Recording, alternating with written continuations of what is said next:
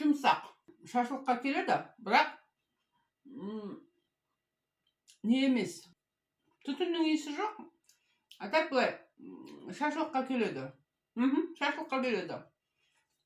Қыздар міндетті түрде дайындап көріңіздер. Сіздерге ұнайды. Сеніңіздер, мен шын айтып отырмын. Сіздерге ұнайды. Қыздар, сәлем. Каналға қош келдіңіздер. Қал жағдайларыңыз жақсы ма? Қыздар, бүгін біз бауыр қуыратын боламыз. Воздушный, нежный. Тістеген кезде губка сияқты ортасынан соғы шығып тұратын мынауский бауыр болып шығады. Бұрын сіздер ойлайтын шығарсыздар, иә? Бауырды кім қуыра алмайды, бәрі қуырады. Мен де қуыратынмын. Бірақ осы ресторан жағына аспаздық өнерге келгеннен кейін негізгі мынауский құпиясын сіздерге қазір айтып беретін боламын. Мен білдім.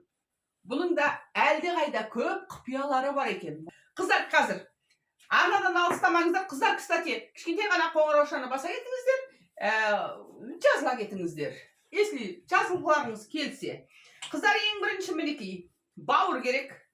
Қыздар, мен бар ғой, бауырды неше грамм екенін айтпай қойыңызшы, иә, 300 грамм, 400 грамм, білмеймін, өлшеген жоқпын. Енді көз мөлшермен, барлығы көз мөлшермен.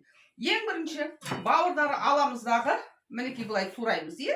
Қалыңдау етіп тураймыз. Өйткені бұның ішінде соғы болуы керек. Сіздер тістеген кезде соқ шығу керек ішінен. Піскен соқ бірақ. Вот так. Ал мінекей бауырды турап болдым. Енді басты құпия. Қыздар, мынау пищевая сода, иә? Пищевая сода. Міндетті түрде қосыңыздар. Бірақ артынан жуған кезде бұның ешқандай дәмі де, иісі де, ештеңесі қалмайды. Так, мен бір жарты қасық салдым қойдым, иә? Енді тақ кішкене салайын. Потому что бұның ешқандай зияны жоқ. Өйткені бұны біз 2-3 қайтара жуамыз. Сол кезде түгі қалмай қалады бұның. Бұл не үшін дейсіз ғой? Бұл осы бауырдың арасына кислород кіргізу үшін. Жұмсарту үшін.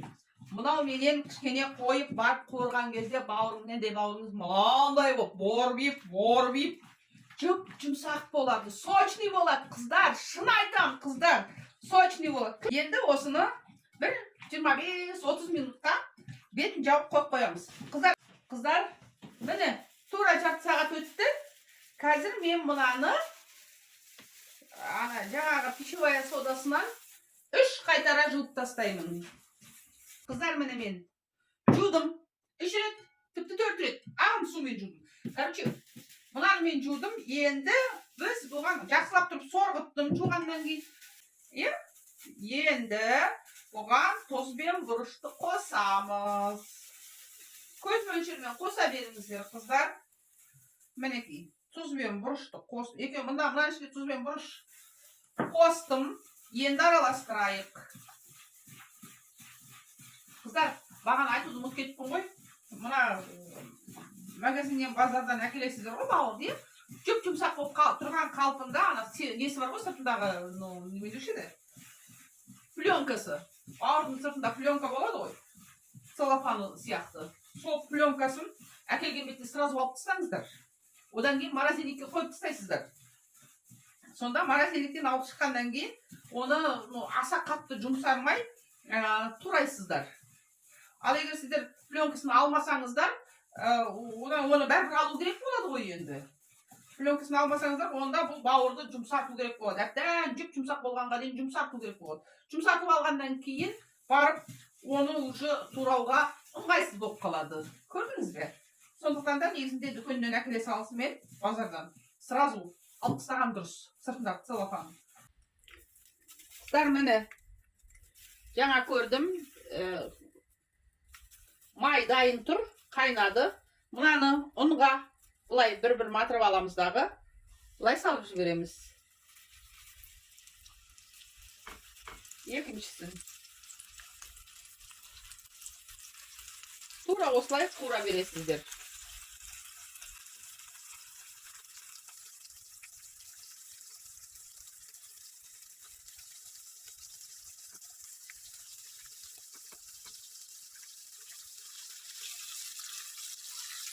Бауыр тез пісетін нәрсе ғой. Bir minuttan жетip atır. Bir şağın 1 minut, ikinci şağın 1 minut.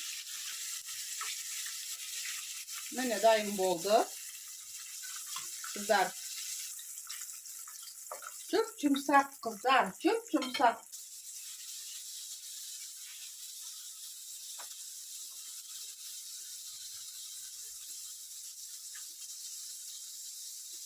Kızlar mene bizden bağırımız dayım boldu. Endi bunu kalay jeyimiz. Jevdi unutup ketip жүрмөңүздөр. Хорошо?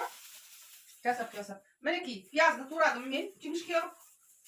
Турадым дағы, оны бір ыдысқа салып, салам, бұған қара бұрыш. Кішкене пиязды маринаттайық. Қара бұрыш, паприка. Тұз қосам десеңіз, кішкене қосыңыз, қоспасаңыз, өзіңіз білесіз. Мына, пиязға.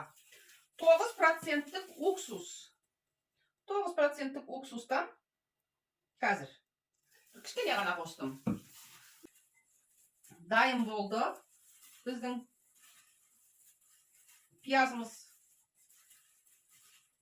алып үстіне қояйық. Бұны қыздар кетчуппен жесеңіздер болады. Кәнекей дәмін татайық.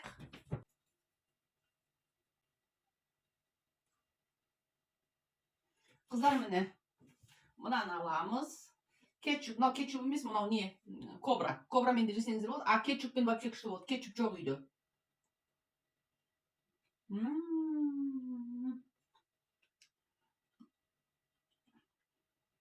Кетчуп болса вообще күшті болады.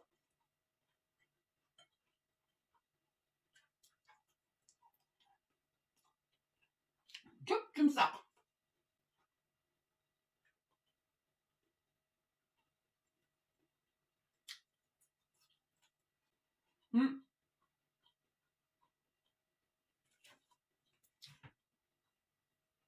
Шашлыққа келеді, бірақ